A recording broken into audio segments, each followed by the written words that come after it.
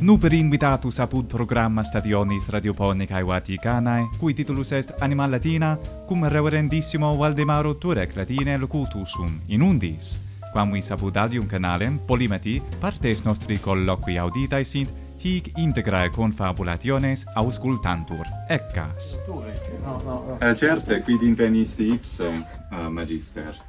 Sed quade re agitur?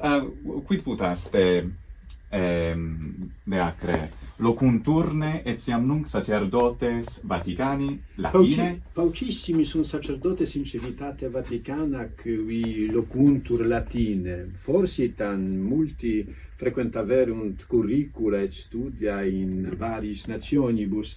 Tamen odie paucissimi sunt illi qui possunt loqui de omnibus rebus et quibus da malius sicut dicitur.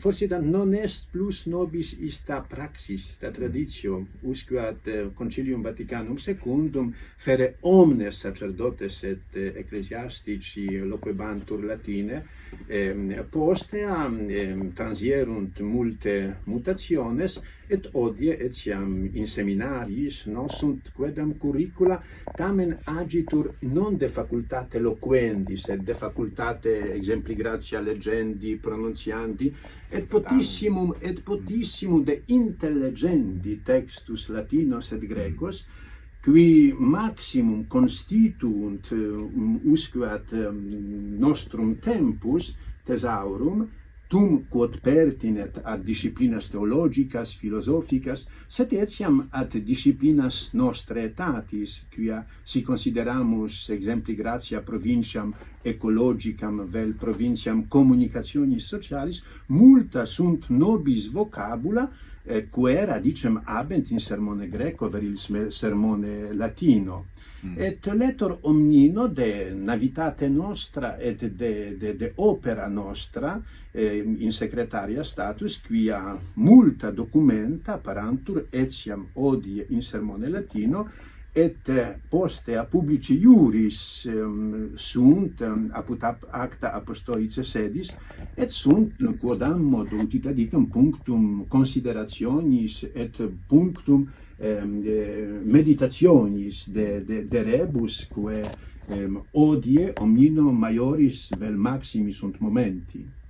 Ergo portet etiam nunc sacerdotes discere linguam latina? Omnino, varias ut loquantur? Varias causas. Ec est alia quaestio, quia nos possumus discere sermonem latinum ob varias causas. Potissimum, quia constituunt fontes, historiae, theologiae, philosophiae.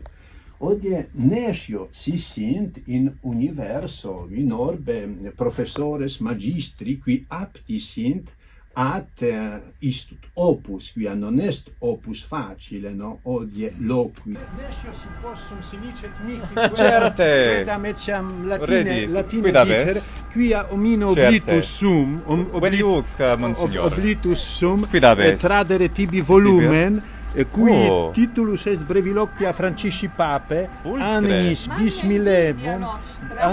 bismillesimo duodevicesimo et bismillesimo undevicesimo composita, sunt breviloquia, videlicet tuit, nos Certe. titulum dedimus sentensis tuit breviloquia. Pulcre. Breviloquium quia etymologia est vera et propria, quod sibi vult tuit. Et sunt sententiae summi pontificis Francisci composite italice et latine. Belle. Et translatio latina est opus nostrum, quod dat nobis offert nobis delectamentum, et etiam optimam occasionem ad sermonem latinum etiam hominibus nostre etatis prebere. Et dono tibi trado volumen gratias. sicut testimonium nostre auditionis, nostri dialogi de latinitate et semper depondere dixerim de monumento et de momento istius lingue que omnino maximum sicut iam diximus constituit thesaurum pro cultura etiam nostra etatis.